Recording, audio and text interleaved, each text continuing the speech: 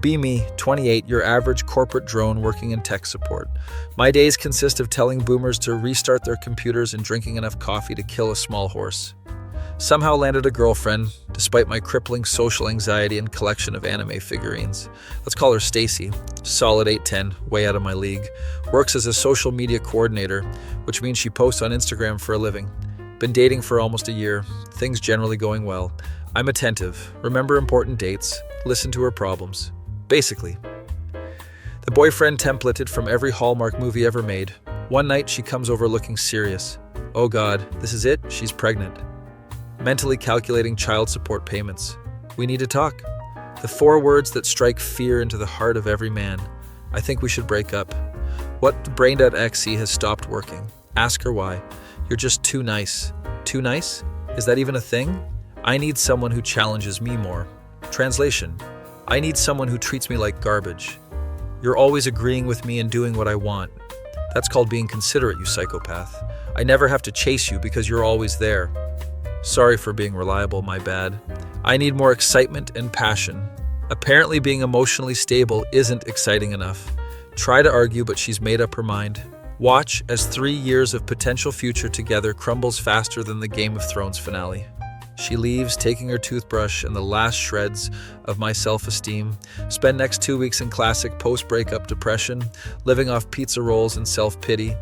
Growing a beard that makes me look like Tom Hanks in Castaway. Friends try to cheer me up. Plenty of fish in the sea and on. Yeah, but all the fish want bad boy sharks, apparently. Finally start to recover. Delete her number. Hit the gym. Embrace the grind. 6 months pass. Feeling better about myself. Lost 15 pounds. Got promotion at work. Started wearing clothes that actually fit. One night, scrolling through social media. See Stacy posted a long rant. Curiosity gets the better of me. She's complaining about her new boyfriend. Tired of toxic men who don't appreciate a good woman. My face when screenshot her post and send it to friends. They all laugh. Apparently new boyfriend doesn't text back, forgets important dates, and flirts with other women. Exactly what she wanted, right? 2 weeks later, get text from unknown number. Hey, it's Stacy. I've been thinking about you. The audacity of this woman. My new boyfriend and I broke up. Pretend to be shocked. He was such an asshole. I don't know why I keep dating guys like that. Gee, I wonder. She asks if we can meet for coffee to catch up. Translation, I'm single and need attention. Agree to meet, curious to see her mental gymnastics in person. Arrive at cafe 10 minutes early. Order black coffee like the emotionally hardened man I've become. She shows up 5 minutes late, looks the same but with new haircut that screams I'm going through something, sits down, immediately launches into story about ex. He was just so selfish and never considered my feelings. Unlike someone else she knew, perhaps. Let her talk for 15 minutes straight. She doesn't ask a single question about my life, finally gets to the point. I think I made a mistake with us. You don't say. I didn't appreciate what I had. Captain Obvious has entered the chat. You were such a good boyfriend and I took it for granted. My face when I'm being retroactively appreciated. She puts her hand on mine. Maybe we could try again. I really miss what we had. Moment of truth. Could take her back. She is hot and the dating pool is basically a petri dish of red flags and daddy issues. But then I remember, I'm too nice. Pull hand away. I don't think that would work. Her eyes widen, not used to rejection. Why not? Because I'm still too nice for you, remember? Her face turns red. People change. I've learned my lesson. Have you though? Because it sounds like you got exactly what you wanted and didn't like it. She starts to tear up. Women's secret weapon. Tactical crying, not falling for it this time. I made one mistake. No, you made a choice. And now I'm making mine. Stand up to leave. You're being a jerk right now. I thought that's what you wanted? She's speechless. Drop money for both our coffees because I'm still too nice. Walk out feeling like a goddamn superhero. Next day she posts cryptic quote about men being afraid of strong women. My friends send me screenshots. We all have a good laugh. Week later, see her on dating app. Her profile says no more bad boys, looking for a genuine guy. The cycle continues. My face. When being too nice is only appreciated after they've been treated like trash. My face when I finally realized my worth. Still single, but at least my self-respect is intact. And I still have all my pizza rolls to myself. Some would call that a win. Plot twist. Signed up for cooking class to expand my culinary horizons beyond microwavable food. Met cute girl there who appreciates my detailed notes on proper risotto technique. She thinks my niceness is actually nice. Going on third date this weekend. Turns out being yourself works when you find someone who isn't playing emotional Hunger Games. Who knew? Stacy still cycles through toxic relationships like Netflix shows. Last I heard, she's dating a musician who lives in his parents' basement. But at least he's not too nice. Dodged a bullet faster than Neo in the Matrix. Sometimes the trash takes itself out. And sometimes being too nice isn't a flaw. It's just being with someone who's too damaged to appreciate it. Like trying to show an Instagram filter to a blind person. Pointless and frustrating for everyone involved. Life lesson learned. Nice guys might finish last in the sprint, but we win the marathon. Especially when we stop running after people who only want what they can't have. Relationships shouldn't be a Tom and Jerry cartoon, with one person constantly chasing while the other runs away. They should be more like Rick and Morty, weird, occasionally dysfunctional, but ultimately working together, minus the interdimensional travel and existential dread, though dating does have plenty of the latter. Anyway, moral of the story, being too nice is only a problem for people who confuse drama with passion and mistake emotional stability for boredom. Dodged a bullet like I'm in the Matrix. Bullet went on to hit someone else. Now Bullet regrets its trajectory. Not my problem anymore. Nice guys might not always get the girl, but we always get to keep our self-respect. And that's worth more than any relationship built on the emotional equivalent of quicksand.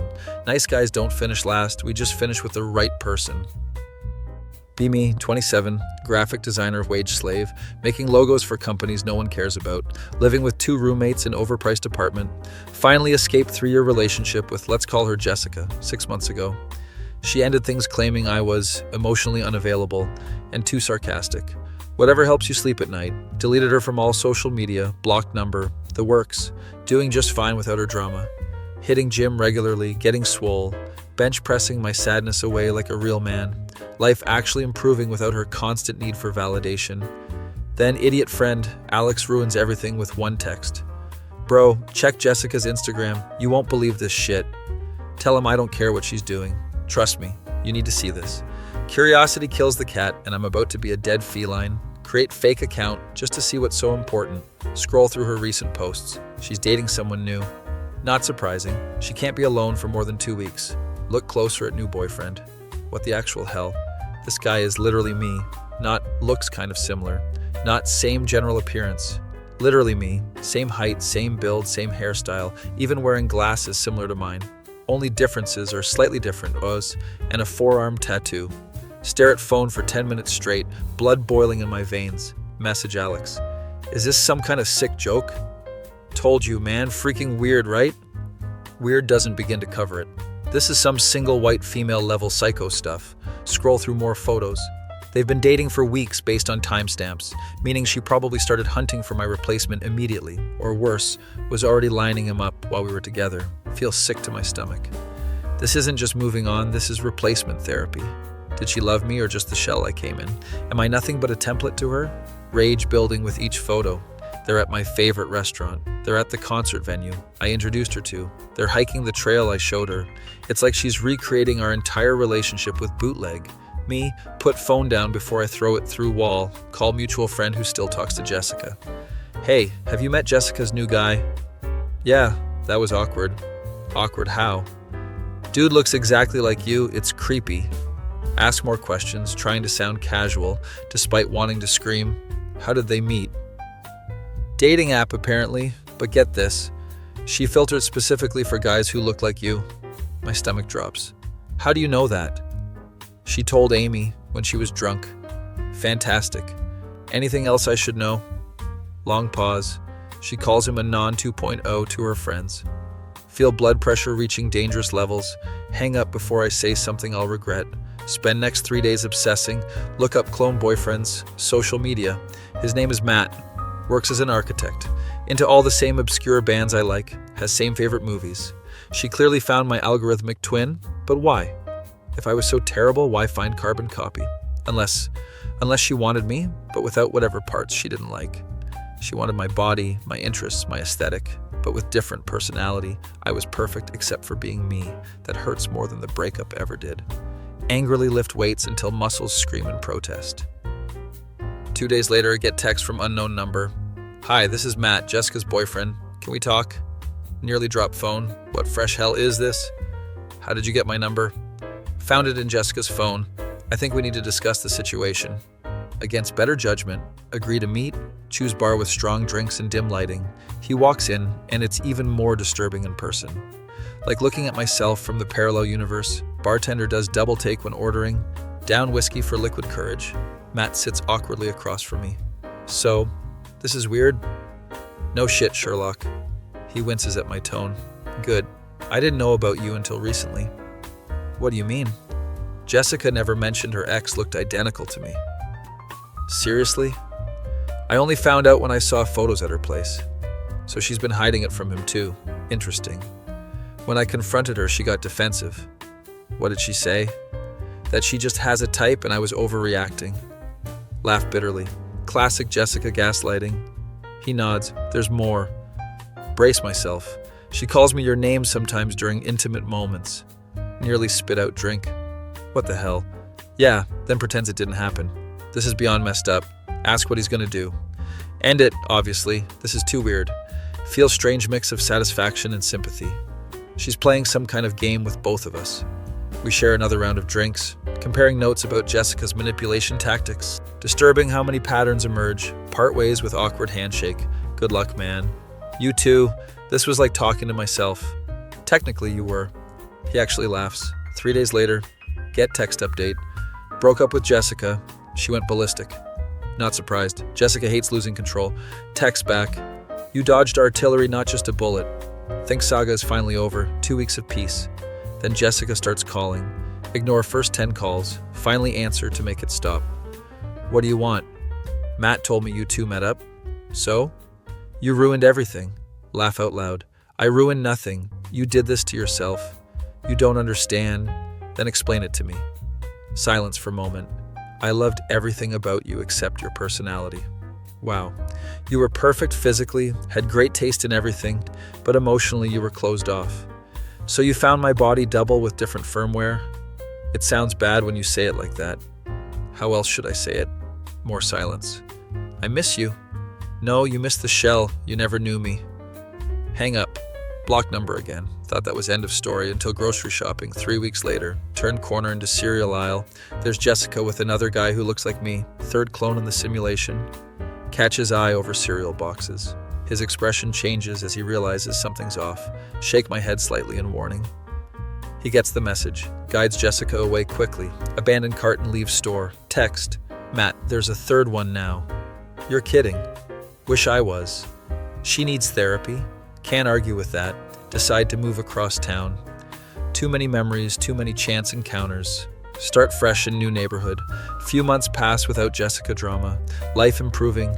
Meet new girl at local art show. Hit it off immediately. She's nothing like Jessica. Different look, different interests, different energy.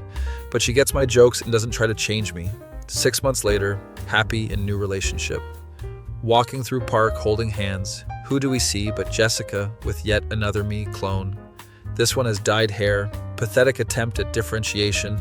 She spots us, face goes pale. Satisfaction flows through veins. Keep walking, don't even acknowledge her. Girlfriend squeezes my hand. Ex? Yep. Why is she with your twin?